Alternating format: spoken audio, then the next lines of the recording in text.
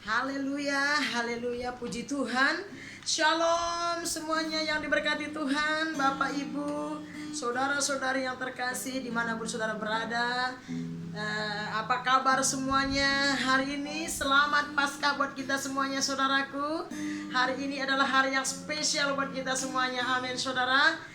Dan saya percaya kalau hari ini kita masih ada sebagaimana kita ada semua karena kasih Tuhan, amin. Oleh karena itu saudara yang berkati Tuhan, saya percaya kita sudah mengalami hadirat Tuhan, dipuaskan, disegarkan lewat pujian penyembahan yang sudah kita lakukan sebentar tadi, amin. Nah sekarang kita akan mendengar firman Tuhan. Sebelumnya saudara, mari kita tundukkan hati kita di hadapan Tuhan sebentar.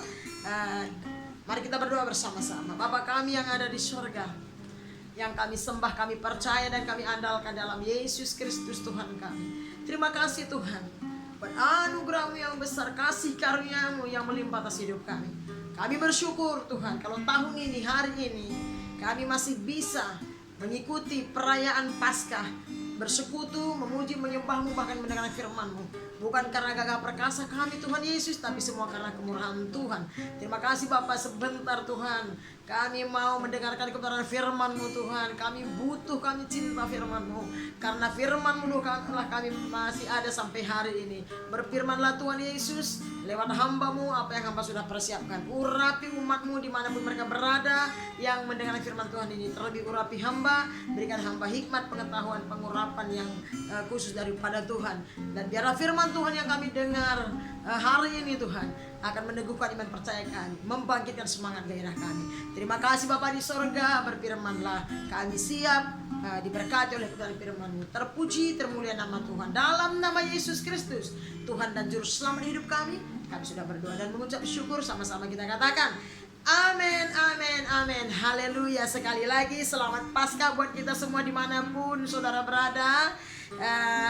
Selamat mengikuti ibadah yang agung ini, ibadah yang hebat dan luar biasa ini. Saudaraku, kita percaya walaupun kita sudah berkali-kali merayakan perayaan Paskah, namun tetap kita antusias dan semangat mengikuti perayaan Paskah kita, karena kita tahu Paskah ini adalah hari yang hebat, hari yang penuh dengan kemenangan dan sukacita bagi kita gereja Tuhan khususnya, amin saudara.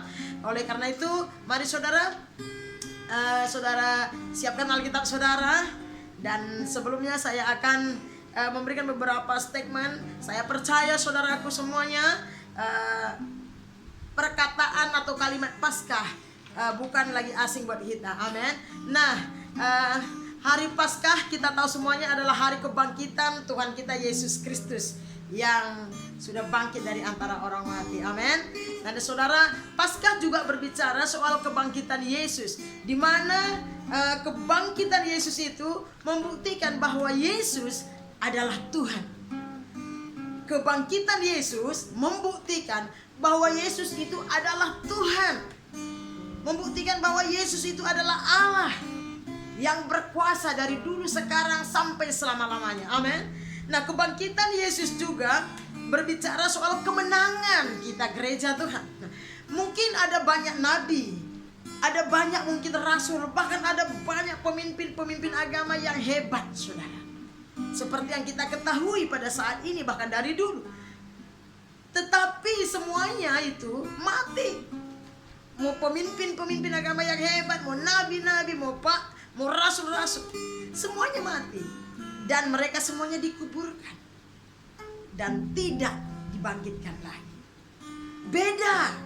Tetapi Yesus Kristus yang kita sembah, yang kita rayakan hari ini, hari kebangkitannya, kesekian kalinya, Yesus Kristus dia mati dan dikuburkan.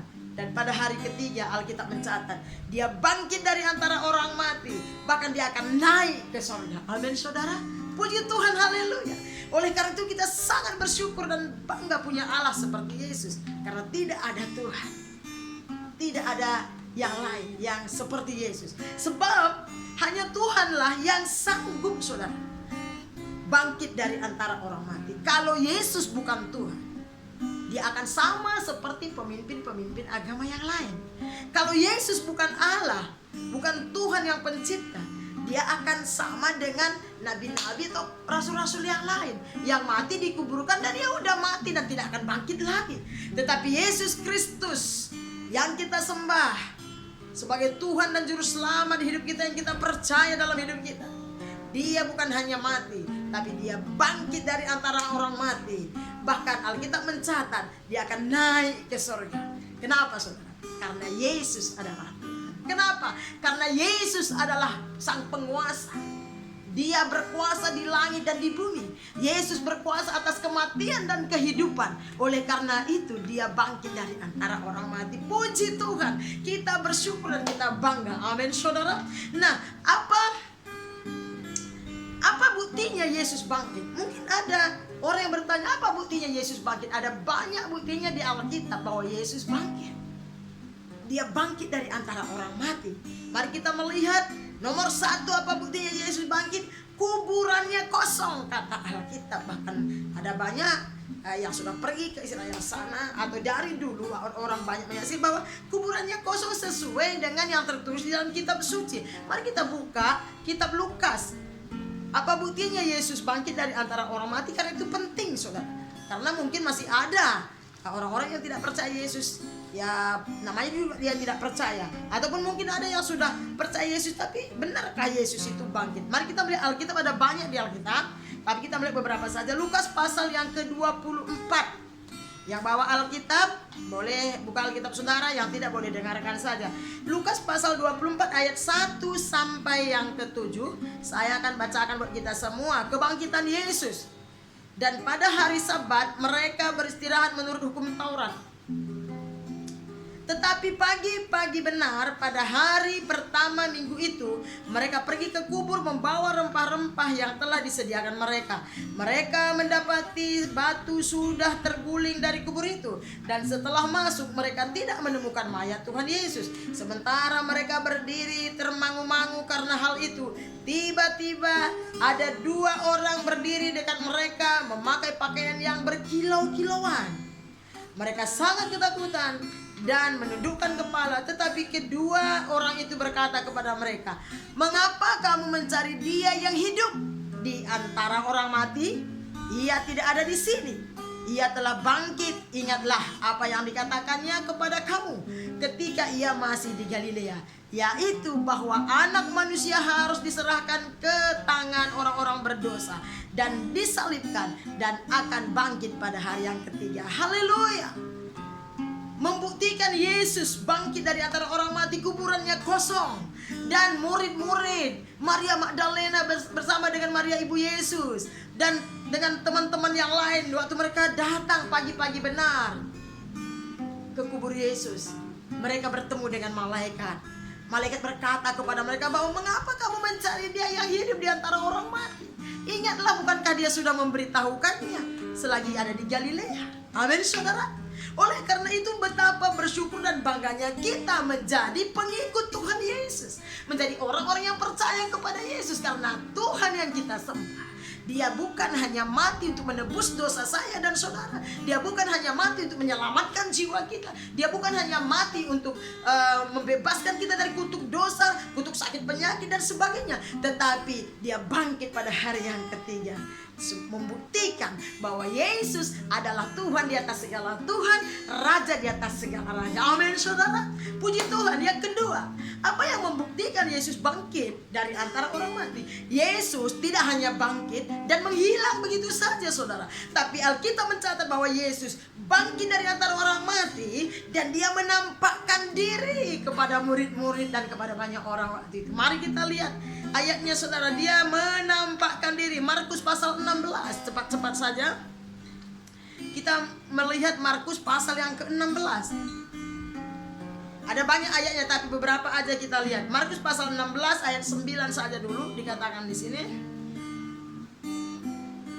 Yang sudah dapat boleh baca di sana, dan saya akan bacakan dari sini. Markus pasal 16 ayat 9. Setelah Yesus bangkit pagi-pagi pada hari pertama minggu itu, Ia mula-mula menampakkan dirinya kepada Maria Magdalena. Dia tidak hilang begitu saja. Kalau Dia hilang begitu saja, bisa aja orang bilang, ya diangkat orang lah, apa segala macam. Tapi Dia menampakkan diri kepada Maria Magdalena dan kepada yang lain. Dan ayat 14 saudara kita baca, lompat ke ayat 14-nya Markus 16 tadi. Ayat 14 dikatakan begini, akhirnya Yesus menampakkan diri kepada ke-11 orang itu murid Yesus ketika mereka sedang makan, dan ia mencela ketidakpercayaan dan kedegilan hati mereka oleh karena mereka tidak percaya kepada orang-orang yang telah melihat dia sesudah kebangkitannya. Murid-muridnya pun sempat tidak percaya bahwa Yesus sudah bangkit, padahal Yesus sudah memberitahukannya sebelum dia disalibkan. Tetapi Alkitab mencatat bahwa Yesus bukan hanya bangkit dan menghilang, tapi dia menampakkan diri. Inilah bukti bahwa Yesus bangkit dari antara orang mati dan dia hidup, saudara.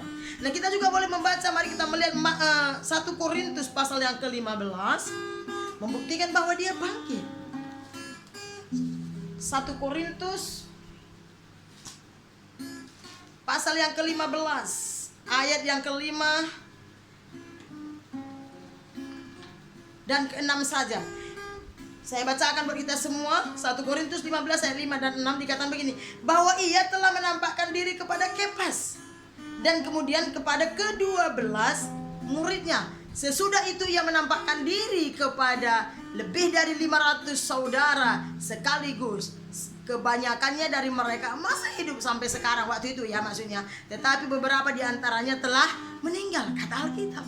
Jadi Yesus menampakkan diri kepada banyak orang, bukan saja kepada murid-muridnya, membuktikan bahwa dia betul-betul bangkit dari antara orang mati. Dan dia menunjukkan dirinya, ini aku loh yang sudah mati disalibkan, tapi sekarang aku hidup, aku bangkit. Puji Tuhan. Dan kita mau lihat lagi ayatnya membuktikan bahwa Yesus menampakkan diri setelah dia bangkit dari antara orang mati. Kisah Para Rasul. Kita pergi ke kitab Kisah Para Rasul, pasal yang pertama, ayat yang ketiga saja. Saya bacakan. Kepada mereka ia menunjukkan dirinya setelah penderitaannya atau kematiannya selesai, dan dengan banyak tanda ia membuktikan bahwa ia hidup. Sebab selama 40 hari ia, Yesus, berulang-ulang menampakkan diri dan berbicara kepada mereka tentang kerajaan Allah. Saudara, setelah Yesus bangkit dari antara orang mati, saudaraku, dia tidak menghilang, tetapi Alkitab mencatat dia menampakkan diri dengan banyak tanda. Bahkan ia berulang-ulang menampakkan diri dan berbicara tentang kerajaan Allah 40 hari, saudara. 40 hari dia di bumi setelah dia bangkit dari antara orang mati dan berbicara banyak tentang kerajaan Allah. Artinya betapa pentingnya kita manusia, terlebih khusus anak-anak Tuhan, gereja Tuhan, kita mengetahui, belajar, memahami tentang kerajaan Allah. Karena dunia ini bukan tempat kita yang sesungguhnya, bumi ini bukan tempat kita. Alkitab mencatat kita cuma sebentar, kita cuma singgah seperti seorang merantau di bumi ini, kata Alkitab. Tetapi tempat kita sesungguhnya Tuhan sudah siapkan di kerajaan surga. Amin, puji Tuhan. Nah, kita lihat ayat yang lainnya, saudara, yaitu bagaimana Yesus membuktikan bahwa dia bangkit, menampakkan diri. Kita buka Yohanes. Kita buka kitab Yohanes pasal yang ke-20. Masih tentang penampakan Yesus. Yesus menampakkan diri ya.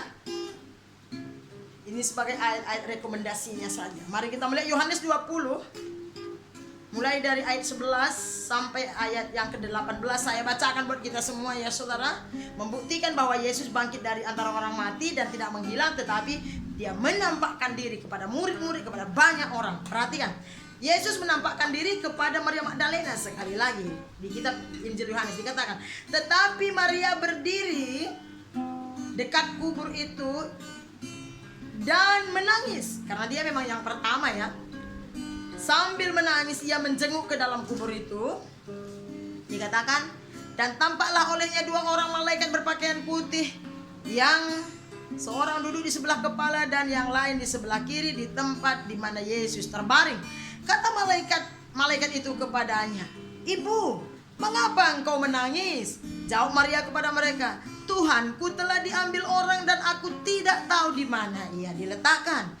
Sesudah berkata demikian, ia menoleh ke belakang Maria tadi ya, dan melihat Yesus berdiri di situ, tetapi ia tidak tahu bahwa itu adalah Yesus.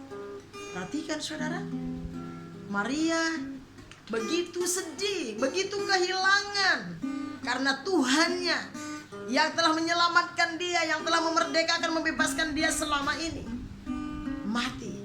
Dan Maria lupa, Maria Magdalena ini lupa bahwa Yesus sudah berkata sebelum dia mati, pada hari ketiga setelah dia dikuburkan, dia akan dibangkitkan.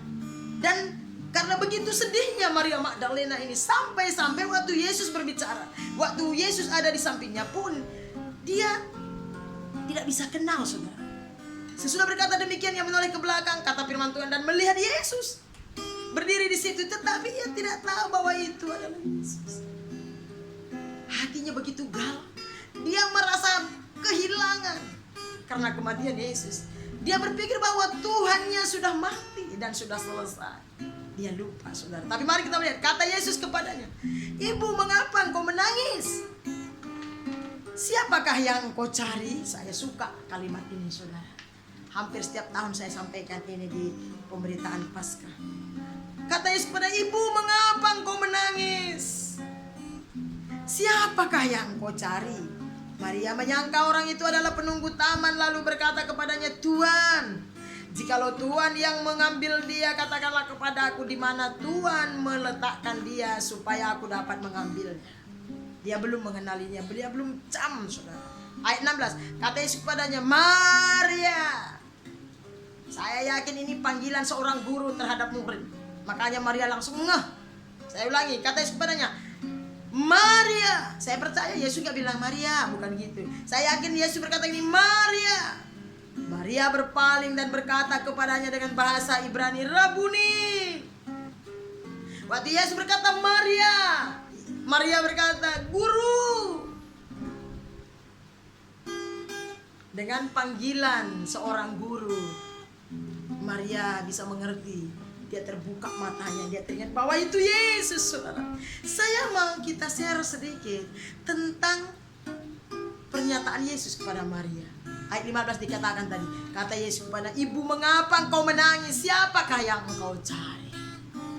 Kalau boleh saya sampaikan kepada kita semuanya, apa sih sebenarnya yang kita cari dalam hidup ini? Saya yakin ini juga pertanyaan Yesus kepada kita semuanya, gereja Tuhan. Apa sih yang kita pertangiskan dalam hidup ini, di dunia ini yang penuh dengan ketidakpastian ini? Apa sih yang kita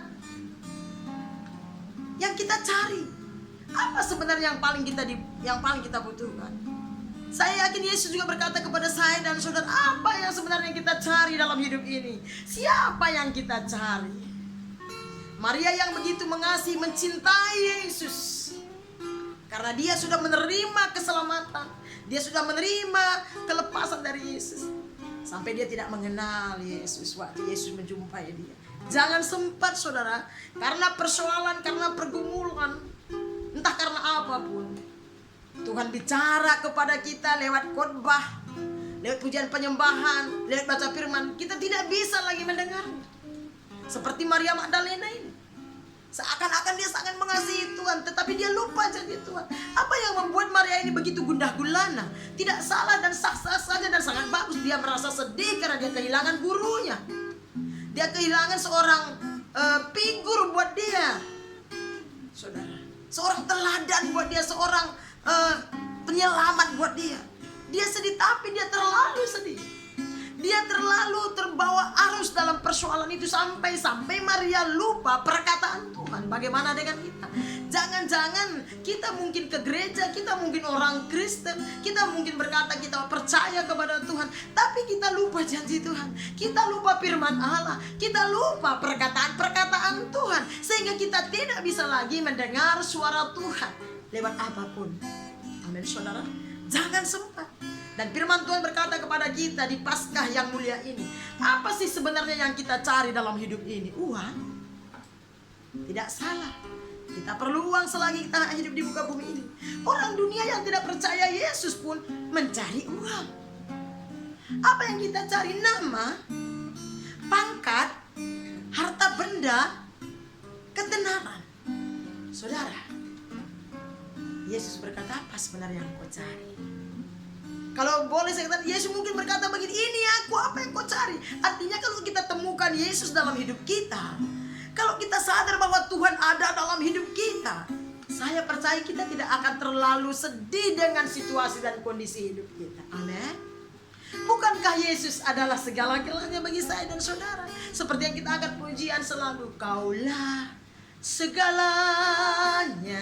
Amin. Kita berkata lewat pujian ini, air mata kita mengalir, hati kita hancur.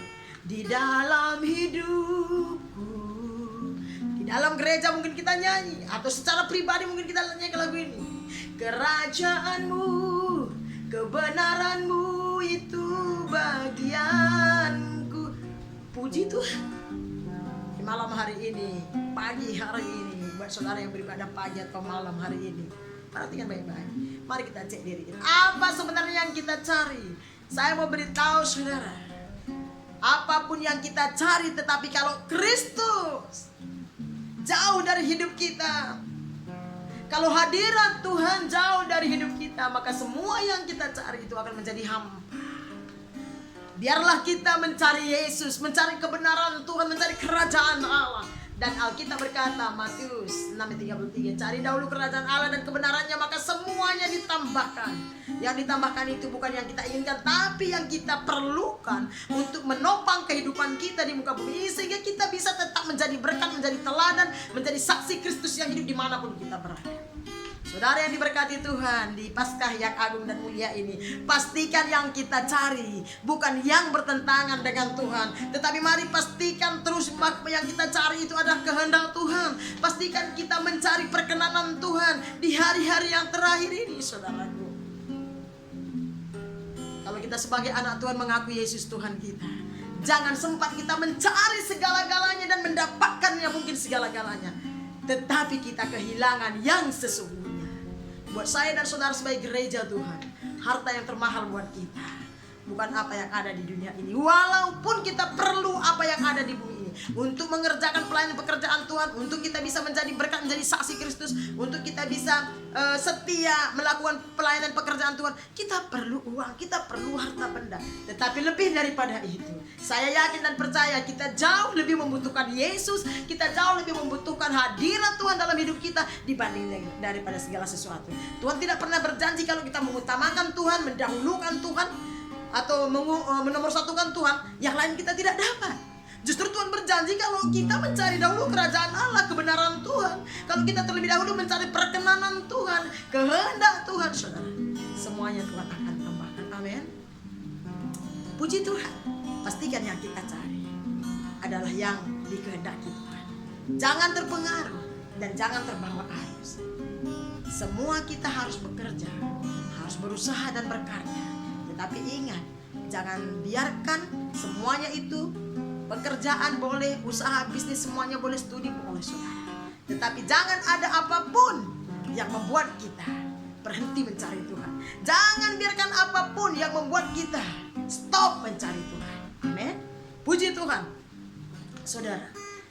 Dan dikatakan lagi di sana, ayat 16 katanya kepadanya, Maria berpaling dan berkata kepadanya dalam bahasa Ibrani, Rabuni, artinya guru. Kata Yesus kepadanya, janganlah engkau memegang aku, sebab aku belum pergi kepada Bapa, tetapi pergilah kepada saudara-saudaraku dan katakanlah kepada mereka bahwa sekarang aku akan pergi kepada Bapakku dan Bapamu, kepada Allahku dan Allahmu.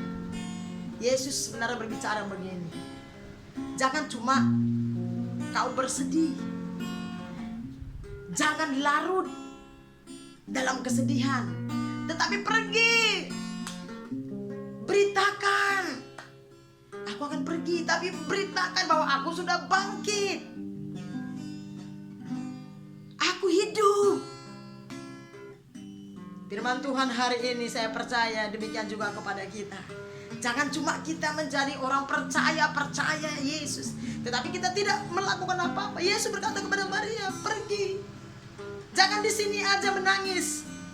Jangan terlalu bersedih, berlarut-larut di sini. Jangan diam, pergi. Beritakan bahwa aku sudah bangkit dari antara orang mati. Pergi saksikan bahwa aku Tuhan yang mengalahkan maut. Pergi sampaikan kabar baik ini bahwa aku juru selamat yang mengampuni dosa. Amin saudara. Makanya saudara, kalau kita mencari Tuhan, maka kita akan bergerak. Kita akan diberikan kekuatan, kemampuan dan hikmat untuk memberitakan firman, untuk menjadi berkat, menjadi saksi Tuhan, menjadi teladan dimanapun kita berada. Di tempat pekerjaan, di lingkungan, tengah-tengah keluarga, terlebih tengah-tengah pelayanan. Inilah sebenarnya pesan Paskah.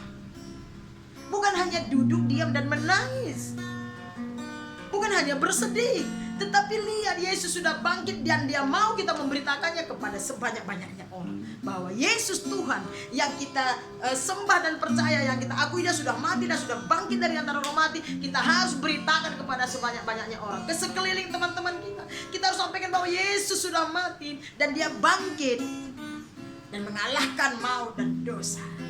Kita harus beritakan kabar baik ini. Itulah pesan Paskah ini sesungguhnya. Maria Magdalena ayat 18, Maria Magdalena pergi dan berkata kepada murid-murid, aku telah melihat Tuhan, dan juga bahwa Dia yang mengatakan hal-hal itu kepadanya. Saudara, mari di perayaan Paskah ini kita dibaharui, dibangkitkan semangat kita, sehingga kita tidak hanya merayakan Paskah tiap tahun merayakan Paskah, tetapi kita tidak melakukan apa yang dikehendaki oleh Tuhan. Saya percaya perintah Tuhan kepada Maria Magdalena ini adalah perintah Tuhan kepada saya dan saudara yang mengaku anak-anak Tuhan, yang mengaku kita mengasihi Tuhan seperti Maria, yang mungkin kita bersedih melihat kematian Tuhan, yang mungkin kita berpikir kok bisa begitu, hancur hati melihat gitu ya, pemberitaan tentang kematian Tuhan. Tetapi yang Yesus mau berkata, pergi, beritakan, sampaikan kabar baik ini, sampaikan kabar sukacita ini. Amin saudaraku. Itulah salah satu bukti Yesus menampakkan diri. Nah yang seterusnya saudara, yang ketiga, buktinya bahwa Yesus bangkit dari orang mati, Yesus naik ke surga. Kalau kita melihat di Kisah Para Rasul, itu buktinya. Di Kisah Para Rasul pasal yang pertama ayat 6 sampai 11. Saya bacakan buat kita semua ya saudara. Kisah Para Rasul, Yesus naik ke surga, ayat 6 sampai yang ke-11. Yesus terangkat ke surga. Maka bertanyalah mereka yang berkumpul di situ, Tuhan, maukah Engkau pada masa ini memulihkan kerajaan bagi Israel? Jawabnya, Engkau tidak perlu mengetahui masa dan waktu yang ditetapkan Bapa sendiri milik kuasanya. Tetapi kamu akan menerima kuasa kalau Roh Kudus turun atas kamu, dan kamu akan menjadi saksiku di Yerusalem dan di seluruh Yudea dan Samaria dan sampai ke ujung bumi. Sesudah Ia mengatakan demikian, kata firman Tuhan ayat 9 Kisah Para Rasul 1, sesudah Ia mengatakan demikian, terangkatlah Ia, disaksikan oleh mereka, oleh murid-murid, dan awan menutupinya dari pandangan mereka. Ketika mereka sedang menatap ke langit waktu Ia naik itu, tiba-tiba berdirilah dua orang yang berpakaian putih dekat mereka dan berkata kepada mereka, hai orang-orang Galilea, mengapakah kamu berdiri melihat ke langit? Yesus ini yang terangkat ke sorga meninggalkan kamu akan datang kembali dengan cara yang sama seperti kamu melihat Dia naik ke surga. Haleluya. Sudah cukup membuktikan bahwa Yesus benar-benar bangkit dari antara orang mati dan menampakkan diri. Bukan saja Dia bangkit, tapi Dia naik ke surga dan memberikan pesan-pesan kepada muridnya. Yang keempat saudara, apa buktinya Yesus bangkit dari antara orang mati? Hidup murid-muridnya diubahkan. Setelah Yesus bangkit dari antara orang mati dan naik ke surga, kita bisa melihat di Alkitab, khusus di Perjanjian Baru, kehidupan murid-murid Yesus 180 derajat berubah semakin. Saudara, kita bisa melihat di Kisah Para Rasul 1 ayat 14, 2 ayat 4, ayat 14, ayat 41, 42 dan seterusnya. Kehidupan murid-muridnya berubah. Petrus yang tadinya suka menyangkal, bahkan menyangkal dia sampai 3 kali, gampang sakit hati dan susah mengampuni, tapi sekarang Petrus dengan berani memberitakan Injil. Itulah makna kebangkitan Yesus. Mari kita melihat Kisah Para Rasul 1 ayat 14. Saya akan baca buat kita. Mereka semua bertekun dengan sehati dalam doa bersama-sama dengan beberapa perempuan serta Maria ibu Yesus dan dengan saudara-saudara Yesus. Ada perubahan yang besar. Murid-murid semakin bertekun, semakin sehati berdoa bersama-sama dengan beberapa perempuan serta Maria ibu Yesus, dengan saudara-saudara Yesus. Ada perubahan yang hebat dan luar biasa. Semakin bertekun. Nah, bagi kita, apa maknanya Yesus sudah bangkit? Semakin bertekunkah kita dalam doa-doa kita hari-hari ini? Semakin sehatikah kita sebagai anak-anak Tuhan mungkin di dalam satu pelayanan? Semakin bergairahkah kita, atau kita begitu-begitu saja seperti orang yang jalan di tempat, tidak maju, tidak mundur, di situ-situ aja. Sering sekali kita dengar istilah begini, gitu-gitu doang. Jangan ya saudara, harus ada makna kebangkitan Yesus buat saya dan saudara. Buktinya bahwa Yesus sudah bangkit dalam hidup kita. Buktinya kita percaya, buktinya kita yakin Yesus sudah bangkit dari antara orang mati. Ada pembaharuan dalam hidup kita. Ada perubahan-perubahan yang ke arah Tuhan, ke arah yang lebih rohani saudara. Seperti murid-murid ini. Apalagi saudara, ayat yang ke pasal 2 kita melihat ayat 4. Di pasal 2 ayat 4 apa?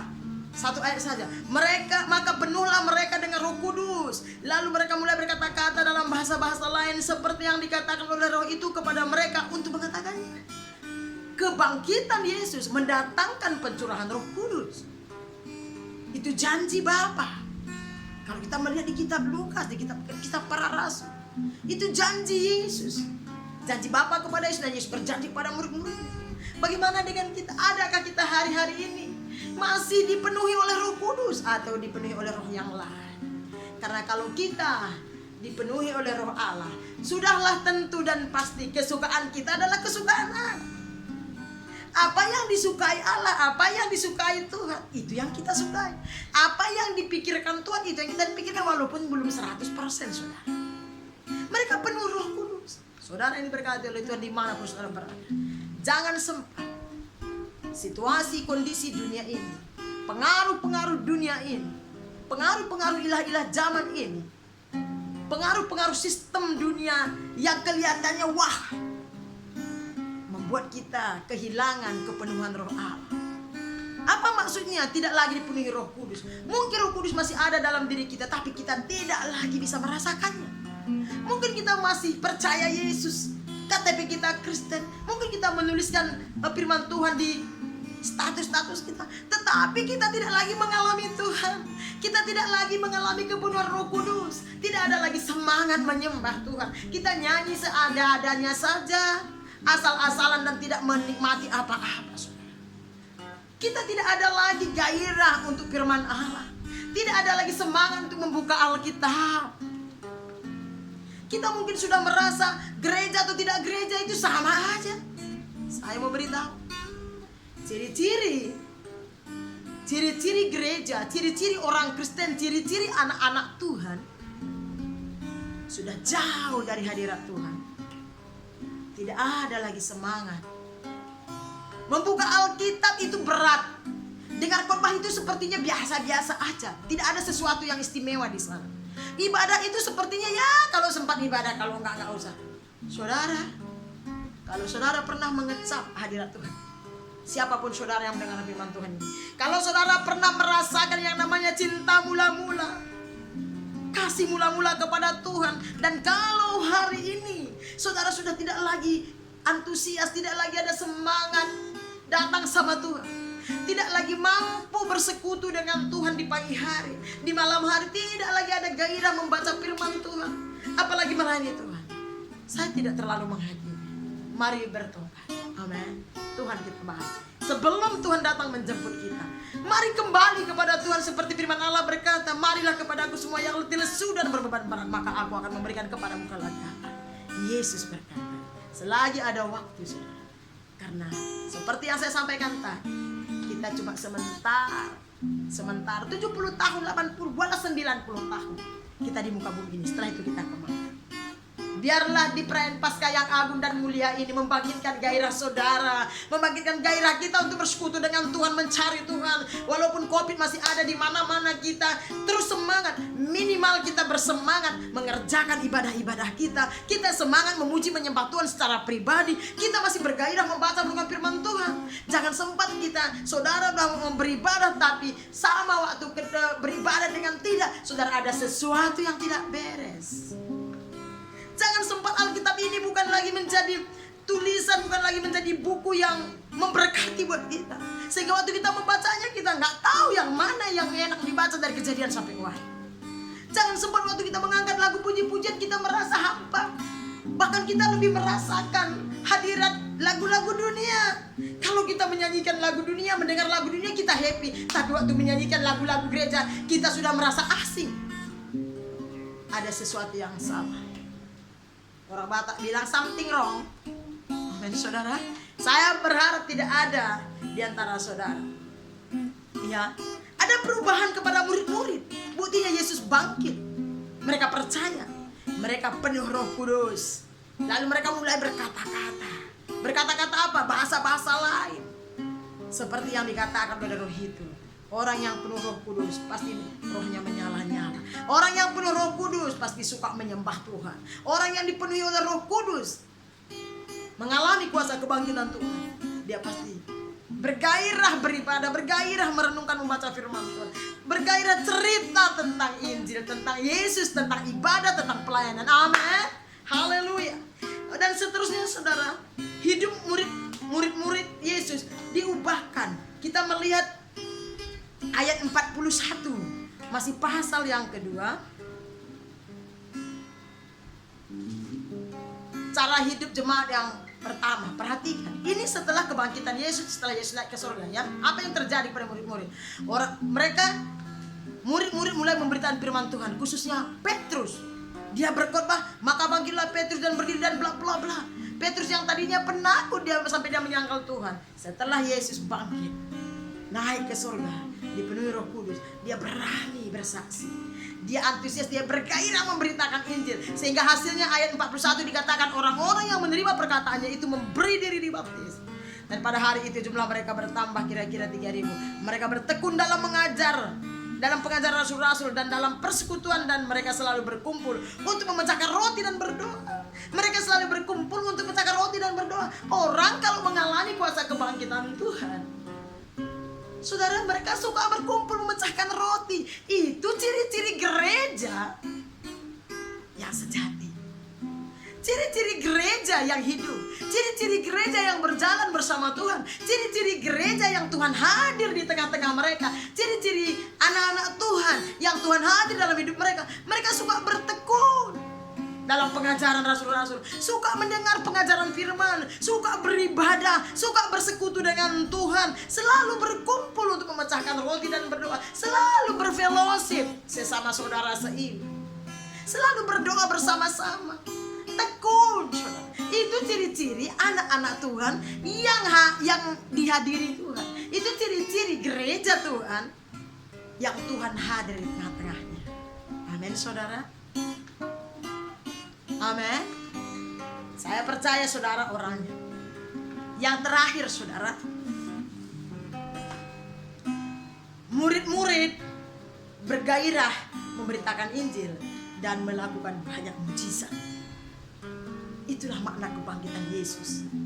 Kesimpulan kita sebelum kita tutup, ada beberapa poin kesimpulan saya tuliskan di sini.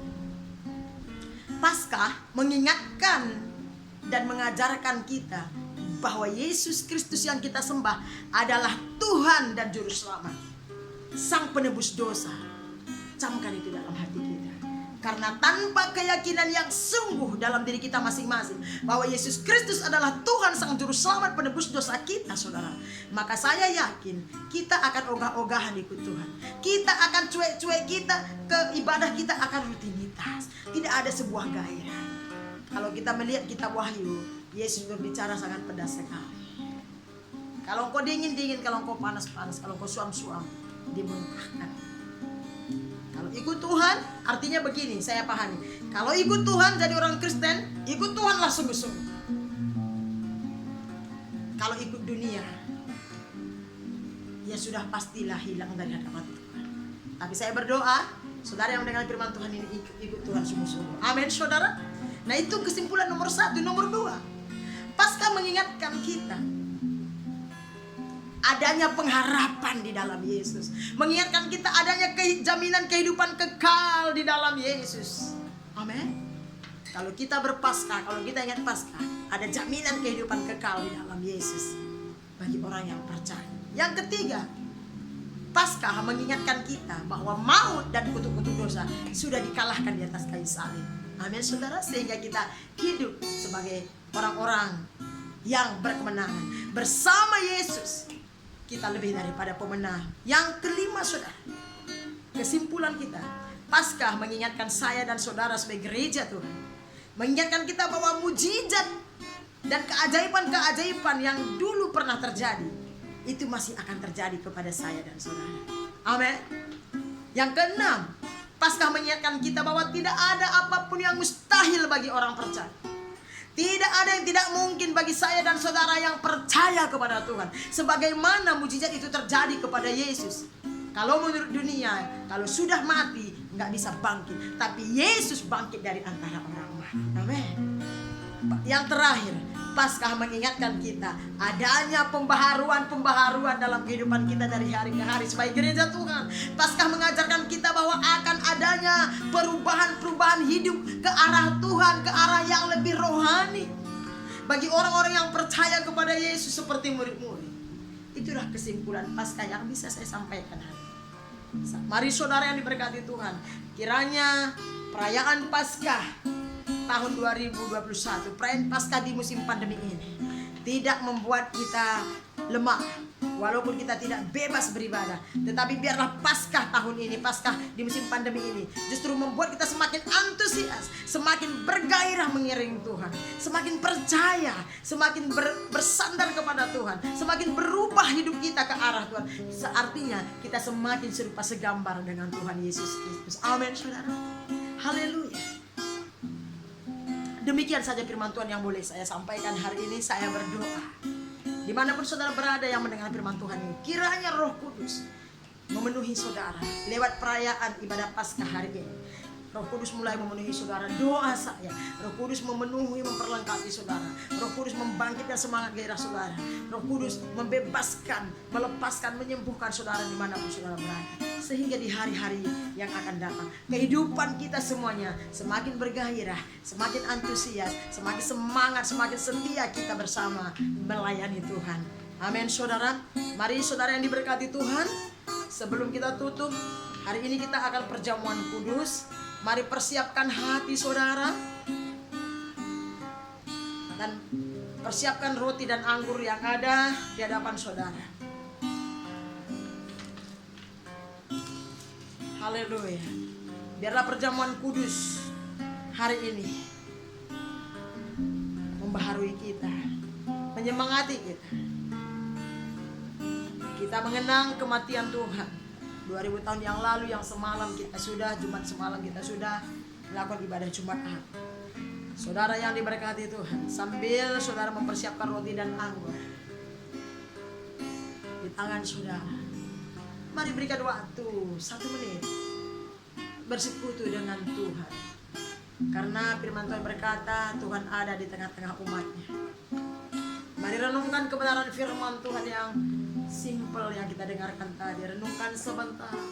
Biarkan Tuhan berbicara dan berkata-kata lewat kebenaran firman Tuhan. Apa yang Tuhan ingatkan lewat firman Tuhan yang saudara dengar tadi, kerjakan dan lakukan apa yang Tuhan perintahkan. Sambil saudara roti dan anggur ada di tangan saudara.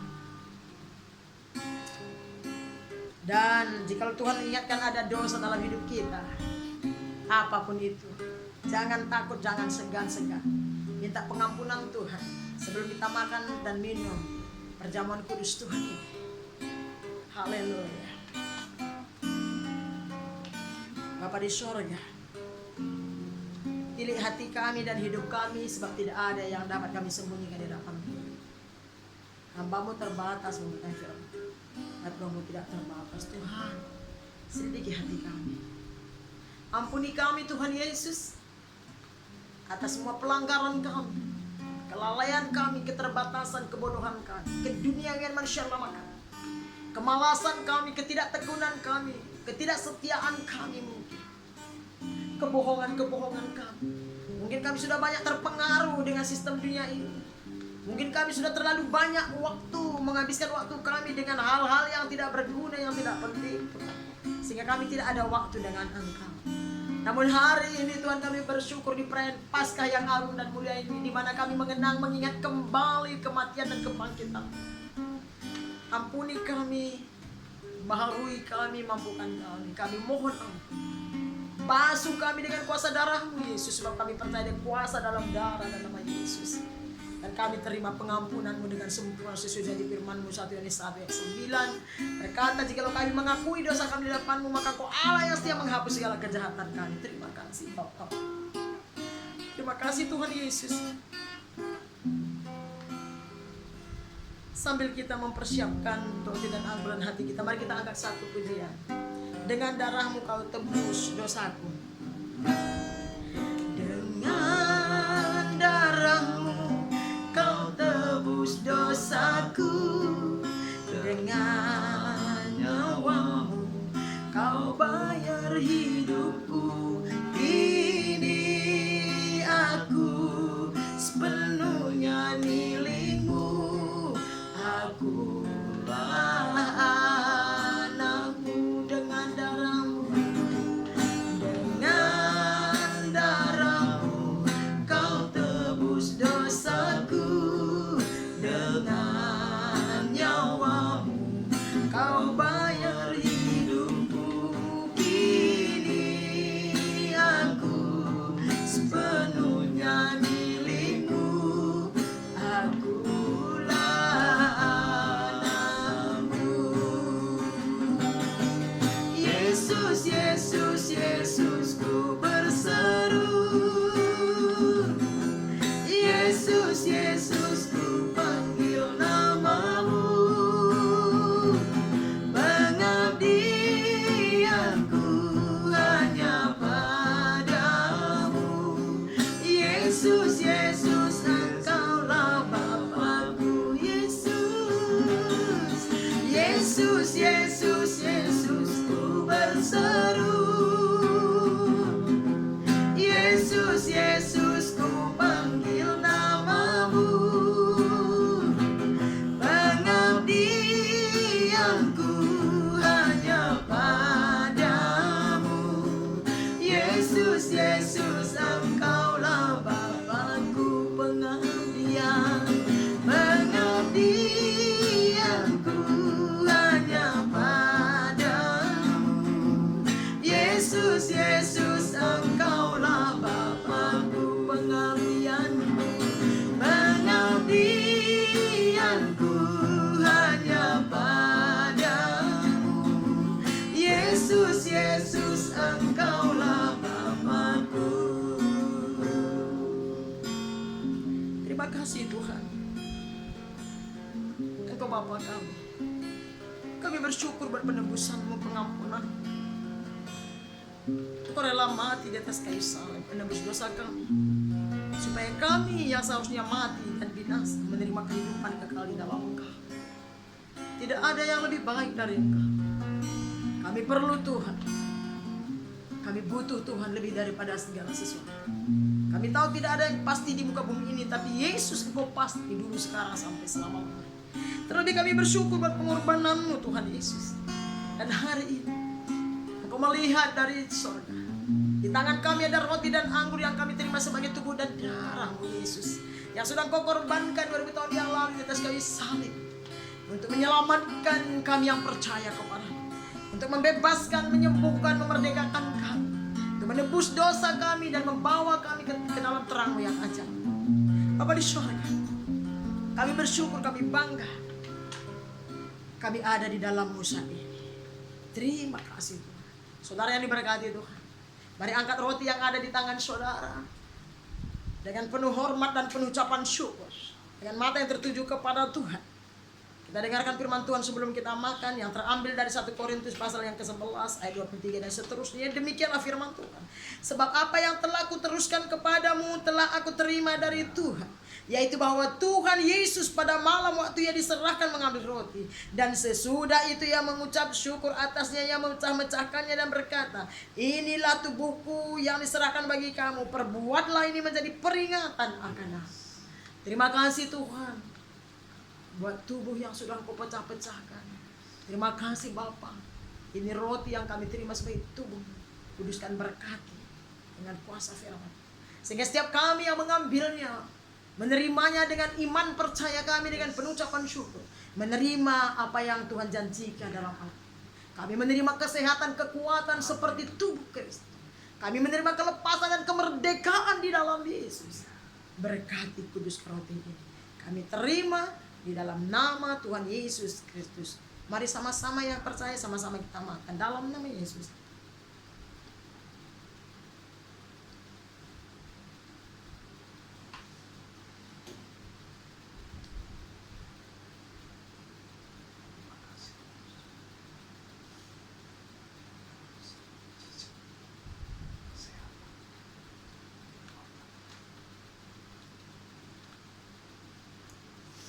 Saudara semua, mari kita angkat anggur yang ada di tangan kita dengan penuh hormat. Kita dengarkan firman Tuhan. Ayat 25 demikian firman Tuhan berkata, demikian juga ia mengambil cawan sesudah makan lalu berkata, cawan ini adalah perjanjian baru yang dimeteraikan oleh darahku. Perbuatlah ini setiap kali kamu meminumnya, menjadi peringatan akan aku. Sebab setiap kali kamu makan roti ini dan minum cawan ini, kamu memberitakan kematian Tuhan sampai Dia datang. Terima kasih Tuhan Yesus buat pengorbanan, buat darah-Mu yang kudus, yang segar, Engkau tumpahkan di atas kayu salib. Karena begitu besar cinta kasih-Mu, kepedulian-Mu kepada kami, untuk menebus kami dari dosa kami. Kami bersyukur, kami percaya kepadamu Yesus, Engkaulah Tuhan Juru Selamat hidup penebus dosa kami. Kami bangga punya Allah seperti Engkau. Kuduskan berkati anggur ini Tuhan, sehingga setiap kami yang meminumnya, Tuhan menerima kelepasan, kemerdekaan. Lebih lagi, yang lemah akan dikuatkan hari ini, yang sakit disembuhkan dalam nama Yesus, yang terbelenggu dibebaskan, yang buta rohani dicelikan, yang lemah Engkau kuatkan, yang jatuh Kau angkat, yang berdosa Engkau ampuni, bahkan yang kekurangan Engkau cukupkan Tuhan. Terima kasih Bapa. Terpuji namamu, kami sambut, kami terima dengan penuh ucapan syukur di dalam nama Tuhan Yesus Kristus. Mari semua yang percaya sama-sama kita minum dalam nama Yesus. Mari naikkan ucapan syukur, saudara, katakan, Yesus, Yesus.